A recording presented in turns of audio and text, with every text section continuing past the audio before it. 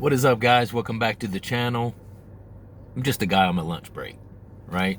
Um, if you're just happening across my channel, I talk about anything surrounding drug addiction, predominantly surrounding opiates, even more specifically the opiate-like substance of KRATOM, which is legal in most states. It's still federally legal, and the availability of something like KRATOM is an issue for a lot of people. If you're a person out there who is taking KRATOM, loves KRATOM, you're completely 100% free of concern and comfortable with your relationship with KRATOM, then guess what? I'm gonna take my glasses off for this. I'm not talking to you, all right? I'm not talking to you. I'm not here to campaign against KRATOM, to try to be one of those people to try to get it outlawed, anything like that. That is not my purpose on YouTube.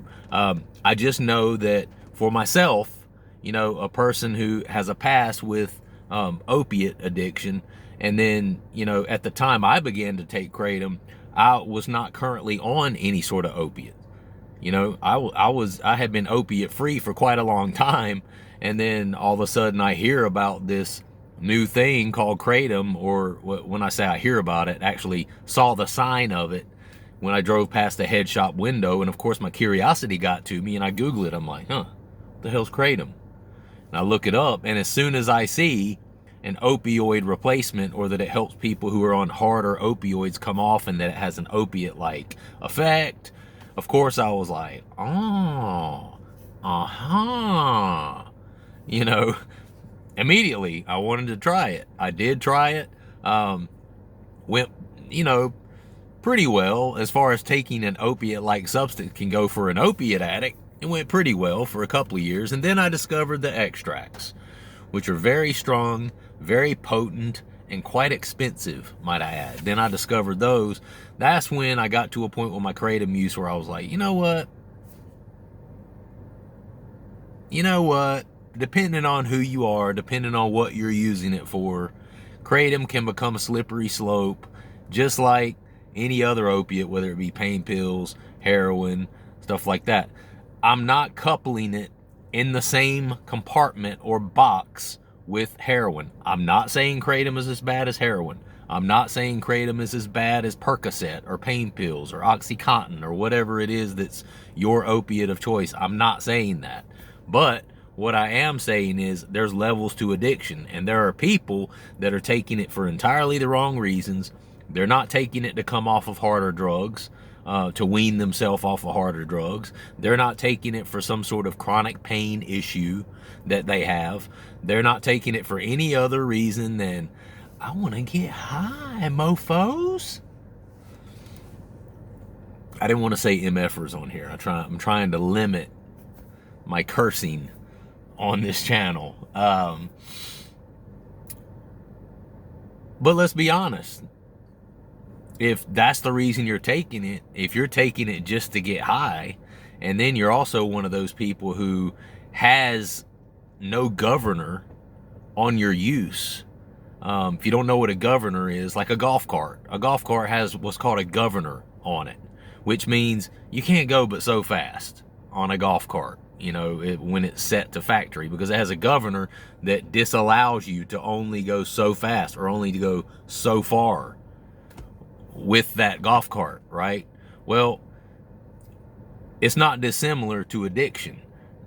There's levels to addiction, you know, and there's some people out there that you wouldn't really call them an addict to something like KRATOM.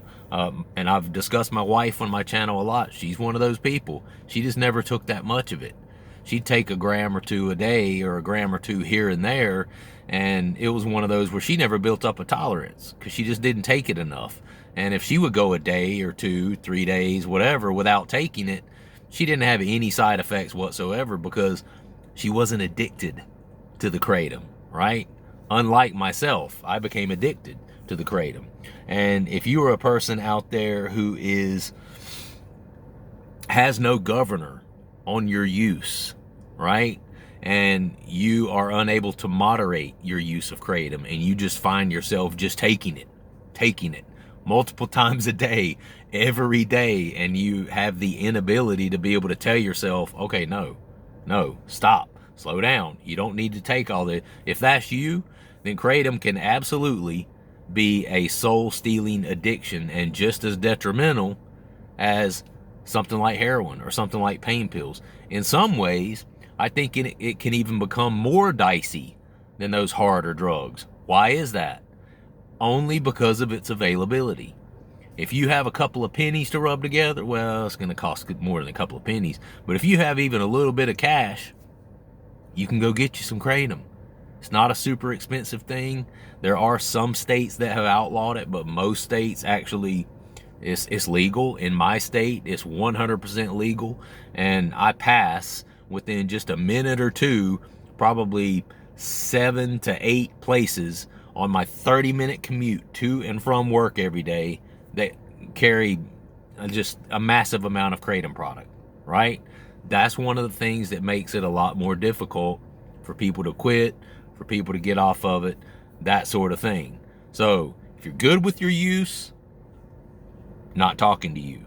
If you're not good with your use and you're one of those many people across the nation that you found yourself kind of taking it for the wrong reason, you don't have an excuse of chronic pain to live on, you don't have fibromyalgia and it's helping you with that sort of thing, or you know, you're this close to overdosing on fentanyl or heroin, and Kratom is your last ditch effort to come off of those harder, more dangerous opiates.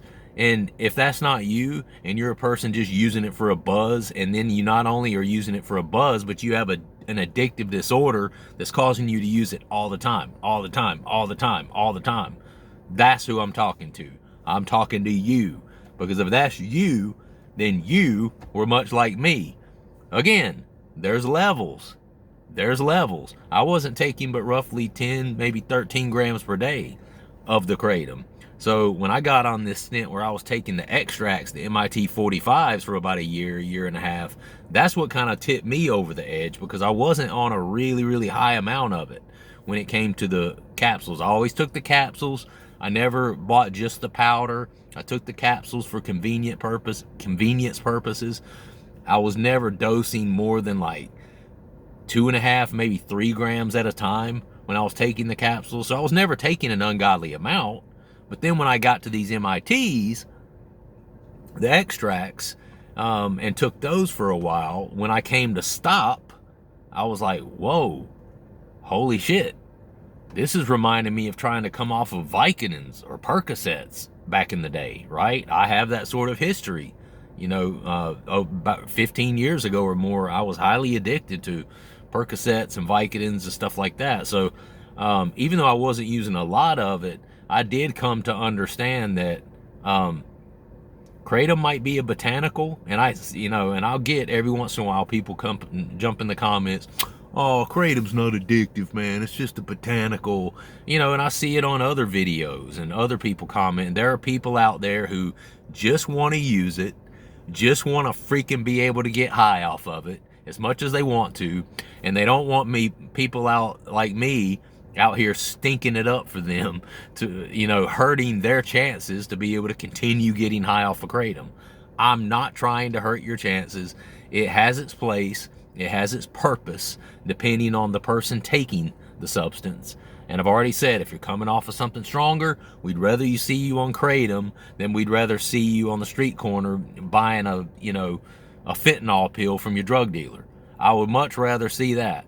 I would much rather see somebody, instead of taking, however many milligrams of OxyContin every day, taking a few grams of Kratom to help with their fibromyalgia pain or their chronic pain they deal with. We'd rather see that, in that relationship. But let's be honest. Let's be real. Let's be honest. 90% of the people, if not more, who are regularly using Kratom don't have a good reason, and they're taking it to get freaking high. You know I'm right. And those are the people I'm talking to. All right. So I am 19 days off of Kratom at this point. Is it 19? Yeah, 19 days off of Kratom. Doing pretty good. I feel like, to be honest, that my mood is kind of back to normal. I feel like my mood is close to baseline, you know, and it's one of those things where when I say that, a lot of people seem surprised, like, oh, you know, I thought it'd be really a lot longer than that, and a lot. Listen, there's levels to this addiction, and not only that, but what you do outside of that kratom use, what you do outside of quitting the kratom, meaning your diet, your exercise regimen, or whether you're a sedentary person, whether you sit around and drink sodas all day, or you're drinking water to flush those things out of your system, if you're doing heavy exercises, or if you're challenging yourself physically every day, those type of things can really kind of help you turn the corner much quicker when coming off of something like kratom. And I see far too many people, not just in my comments, but in other facets of the world and on other YouTube videos, I see far too many people using this to help them get off of kratom, and then using gabapentin to help them get off of kratom, and then using this supplement to help them get off of kratom, and then they don't eat well. They're eating processed food still. They're not drinking a bunch of water. They're a sedentary person, and then these are the same people that sit over there on the side and, it's too hard. It's too hard. It was hell on earth, and I couldn't sleep for 3 weeks, and I just didn't even have the energy to get out of bed. I mean, I couldn't exercise. I couldn't go to work. I couldn't do anything. I'm sorry. I'm sorry. You know, not to pick on anyone out there, but listen, when it comes to something like opiates or taking some sort of opiate-like substance for an extended period of time, you're not going to get out unscathed, okay? And to some degree, whether you're on Suboxone or coming off Suboxone, going on to kratom, and then you think that's going to be the answer because you hear that Suboxone has this really long half-life, and it takes a really long time for you to stop feeling any effects of withdrawals, that sort of thing. And then you hear people talk about, going on to kratom to try to help them get off of that, but then they realize that they're then hooked on kratom. You hear all of these things, and what it is you've got a bunch of weak-minded people, you've got a bunch of soft people out there, you got a bunch of people who have a complete aversion to discomfort, a complete aversion to pain. They're absolutely allergic to pain, and guess what? They have created that state of being for themselves over the past 2 years, 3 years, 4 years, 5 years. You've been pounding your brain and pounding your body with this fake dopamine, this fake feel-good chemical, that your body's response to it is, oh, there's too much dopamine in the system, there's too much serotonin in the system. Yep. Shut down the factory, lights go out, everybody goes home, no more serotonin or dopamine for you today.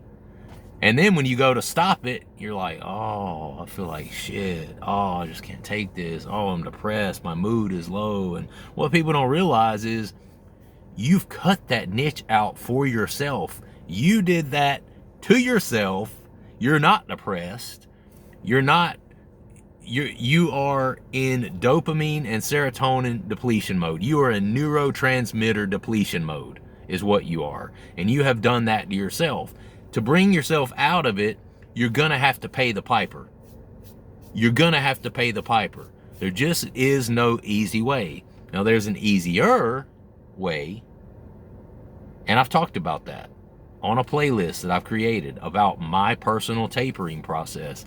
You have to be hard. You have to stay hard. Not, at the expense of quoting David Goggins, you do have to stay hard through this process. It's going to hurt a little bit. It's going to suck a little bit, okay? But what you'll find is if you embrace that suck, if you keep a positive mindset, and even when it starts to hurt, you still go out and you do the exercise. You still wake up every day, even if you're doing it in autopilot mode. You don't have to be feeling good doing it. Just get up and fucking do it. Get up, handle your responsibilities, drink a ton of water, do anything that is challenging to you physically to cause you to sweat. Change your diet, eat lots of fruits and vegetables, take a multivitamin every day. And if you do that day after day after day after day, and you force yourself to do that, and you remain laser beam focused on that end goal of coming off of KRATOM or some other opiate, then guess what? We'll be having a completely different conversation in a month, 2 months.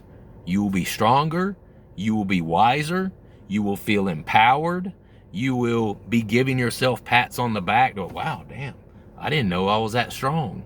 You were that strong the whole time. You just weren't making the right micro choices from minute to minute, from hour to hour, from day to day. Force out all the negative feelings, accept that some of those negative feelings, some of that low energy, some of that depression, some of that stuff is just naturally going to be there. You did that shit to yourself, right? But ultimately, if you stay off of it, change your diet, you do the exercise, you drink the water to get the toxins out of your body, eventually your body and your mind will begin to reset itself to baseline. What is baseline? That's where you were before you ever started swallowing 40, 50, 60 grams of KRATOM every day. It's that simple, you know? And when your weak ass brain starts making these excuses to use again and to just lay around because you really don't have much of the energy to do anything. And I mean, so some of the comments I read, it's like I can just hear the whining in the voice. Like, I just don't know if and what it reminds me of, and I've talked to my wife about this before. I know I'm kind of going off on a tangent here, but I talked to my wife about this before. I don't know why we like to watch these shows, but we like to watch those shows, like, or I do especially, My 600-Pound Life, you know, where people have become morbidly obese and they're trying to get professional help to, you know, basically lose weight or get, you know, like a gastric bypass or whatever, so they won't hold as much food, so they'll lose weight, this and that and the other. And or 1,000-Pound Sisters. You know, my wife loves that show, and we'll watch some of these shows, and you know, the overweight person who is starring in the show always kind of narrates their own process. They have them narrating their own process, right? And there is one thing that is across the board that I have noticed about the voices of these overweight people who are narrating their process, their ups, their downs, so forth and so on. Every one of them, and I'm not picking. This is a mindset thing that they have created for themselves. They have an aversion to pain. They have made themselves soft and weak. They have found comfort in food. They have found comfort in immediate gratification. Just give me now. It tastes good, so I want it now. They find comfort in that, right? So they've caused themselves to be soft and weak. One common theme amongst all their voices is the whiny voice. You know, I really want to do this, but you know, and in spite of the words that they say, you can literally hear in the intonations in their voice. They could be saying, they could be saying, I'm a fucking beast, I'm a lion, I'm gonna go conquer the world. And the way it will come out is, I'm a lion, I'm a beast, I'm gonna conquer the world. You know, you can tell just by listening to them, they're not sure. They're not quite sure. They're saying this, they're saying that, and they'll use words like, I hope, you know, and I'm really gonna try, you know, and they'll use these words that are not words of finality. Finality? Is that a word? Final? Finality? Yeah, I think that's a word. I'll look it up after. I think I'm good on this one. I think that's actually a word. But they'll use these words as if, not as if it were, but as if they're hoping it will be, right? They're gonna try. And it's because they're weak-minded. They're used to failing. And you can just hear in the quality and the tone of their voice this weakness, this aversion to pain, this lack of confidence in the fact that they are actually stronger than they realize. It's all in here. And I know that sounds like a cliche, but it's the God's honest truth. You've got it. I've got it. Everybody's got it. And I'm telling you, I've been there. I've been at a point in my life where I had that weakened mindset, that scared mindset, that unconfident mindset, where I was pointing at everything else in the world except for myself as to why I couldn't do this, or I couldn't do that, or I couldn't come off of this medication, or I couldn't, get up and go to work and maintain, a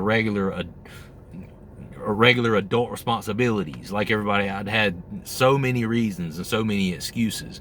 And what I learned through time is, if you go into autopilot mode and you force yourself to make the right micro decisions on a daily basis, the correct micro choices, with that will breed strength for you.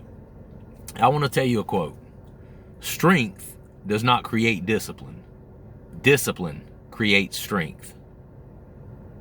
I'm going to give you about 5 seconds. I'm going to say it one more time, and then I'm going to give you about 5 to 10 seconds to fathom what I'm saying.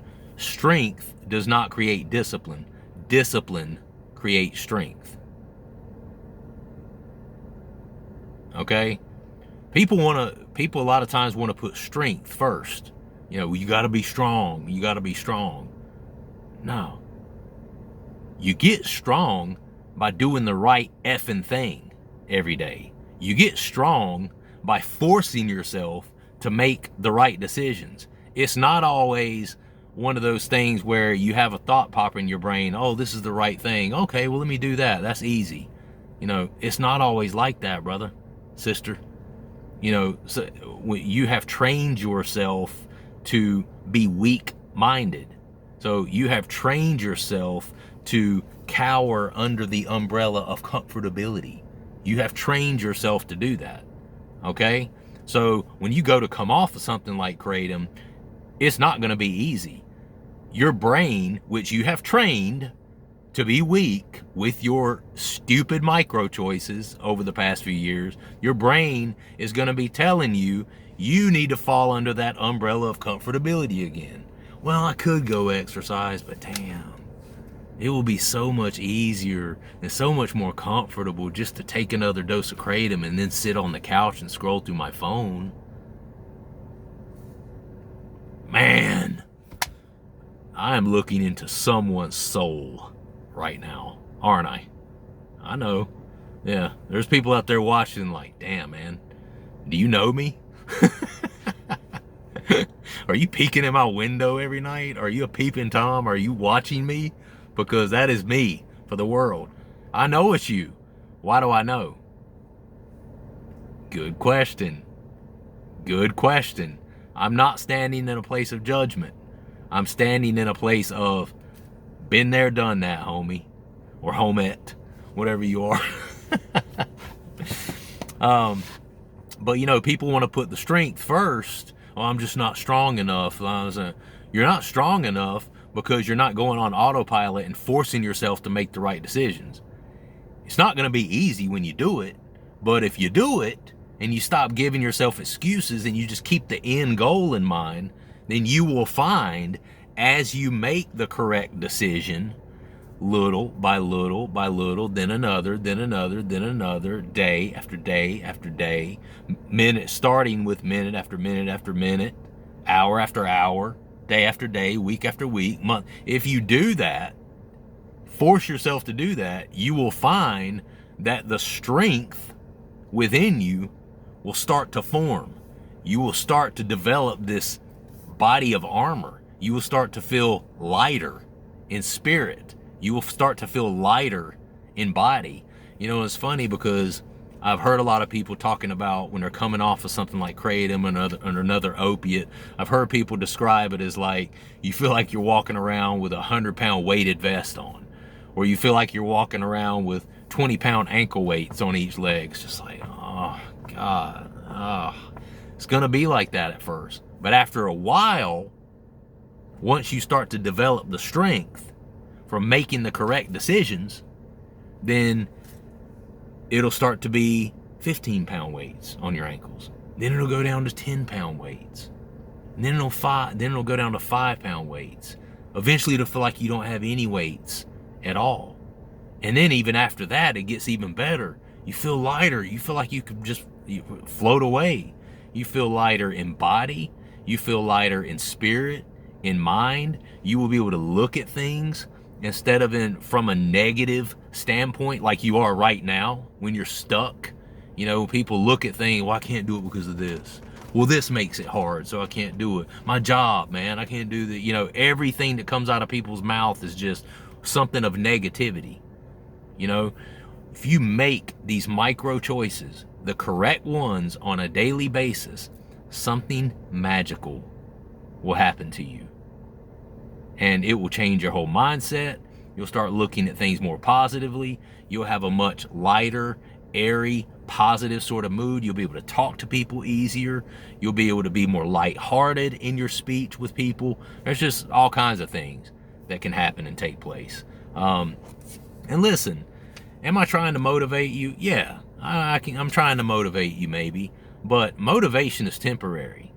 You know, you can click on YouTube right now and watch one of about 10 million, you know, motivational videos with, you know, Jordan Peterson or David Goggins or, you know, Tim Robbins or one of these people who's a motivational speaker, and you can watch that and you can listen to it and you can sit there and you can like, yeah, that's right. You can start beating your chest and, oh yeah, I feel that. But as soon as you turn that video off and then you go and make a stupid decision, guess what? Motivation gone, baby. Motivation gone. It's easy to get motivated, but is it easy to stay disciplined over time? You know, motivation is temporary, okay?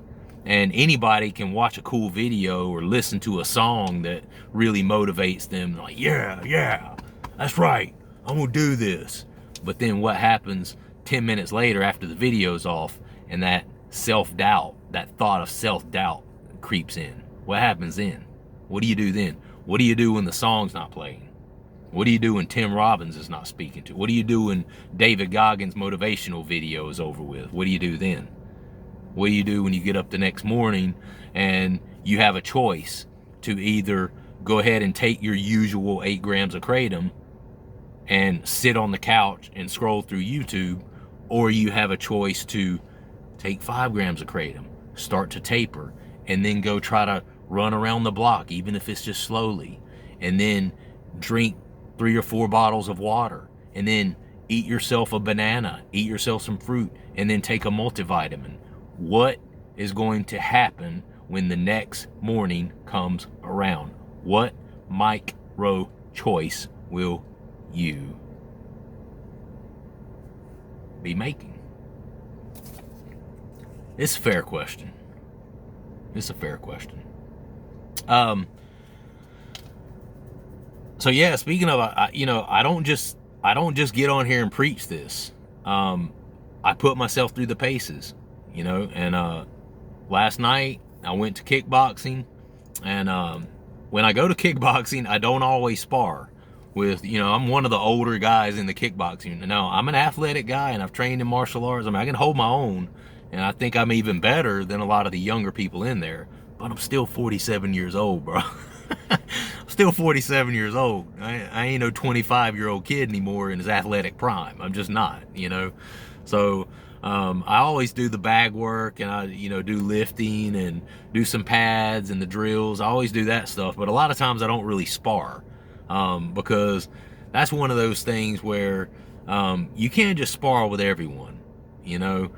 They do 4 rounds of sparring, each 3-minute rounds, and then you get 60 seconds of rest in between each round. I did all 4 rounds of sparring last night, each round with a different person.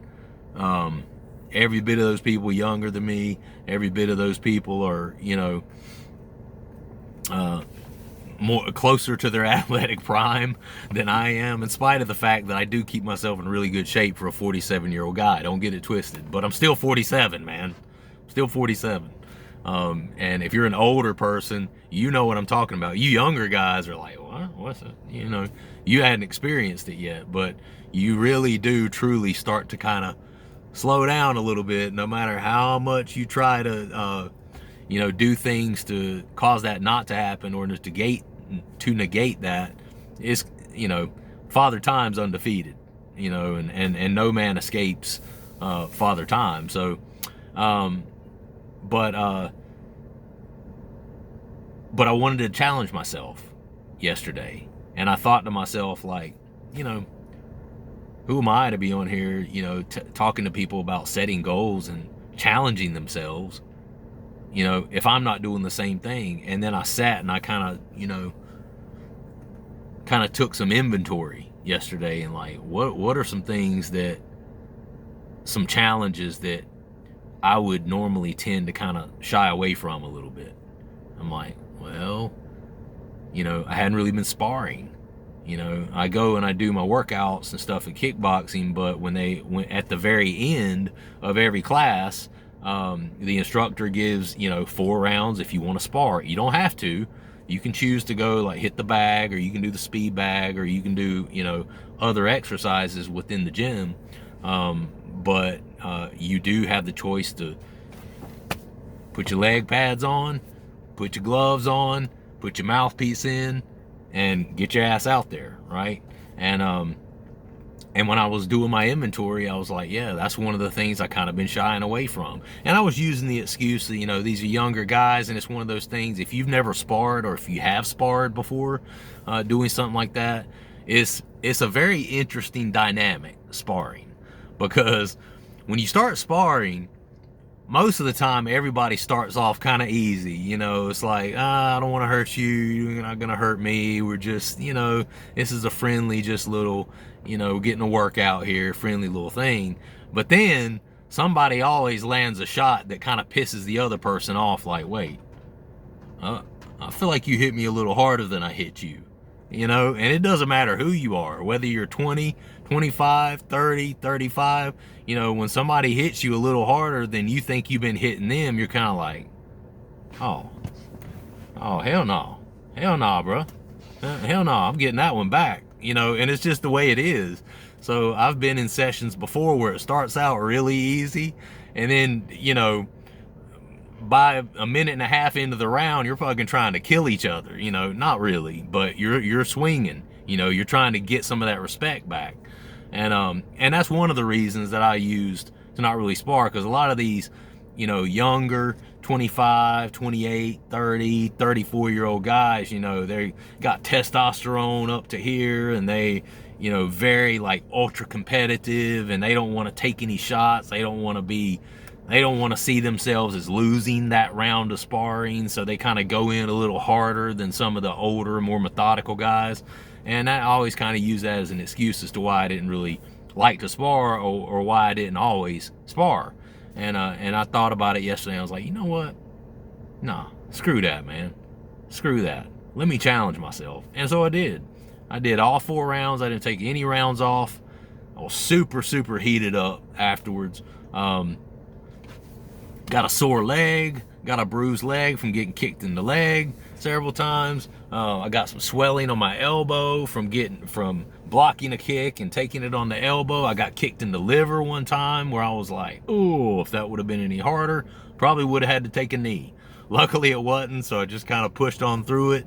And I almost got kicked in the jimmy one time too.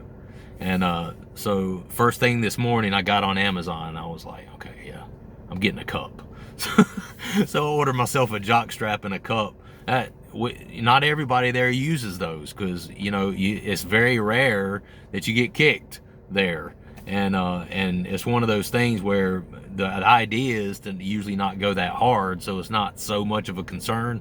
It became a concern for me last night. I was sparring with a shorter guy, and he landed a couple of kicks that was getting close, and I was like, whoa, whoa, whoa. And he kicked me one time, and it like grazed my junk. I was like, oh, I was like, whoa, bro, whoa. He was like, my bad, man. He was like, well, you already got kids. I was like, it don't matter, homie. I don't care if I already got my kids. I still don't want to get kicked in the jimmy. Nobody does, right? So first thing I did this morning was went ahead and ordered myself a jock strap and a cup. So next week I can go in a little harder. But listen, after I met that challenge and after I got home last night, I was a little beat up. Now don't get me wrong, I landed some shots of my own. I did. I landed plenty of shots of my own. But I felt a little beat up, felt a little tired, but at the same time, I was freaking happy. At the same time, it felt so good, to have put yourself through that, because that's hard. Most people are scared to do that. When something scares you, open the door, welcome it in. Don't shut the door on it. When something scares you and you find yourself afraid of something, don't shut it out. Welcome it. Let it in. Embrace the suck, embrace the discomfort, because what's on the other side for you is strength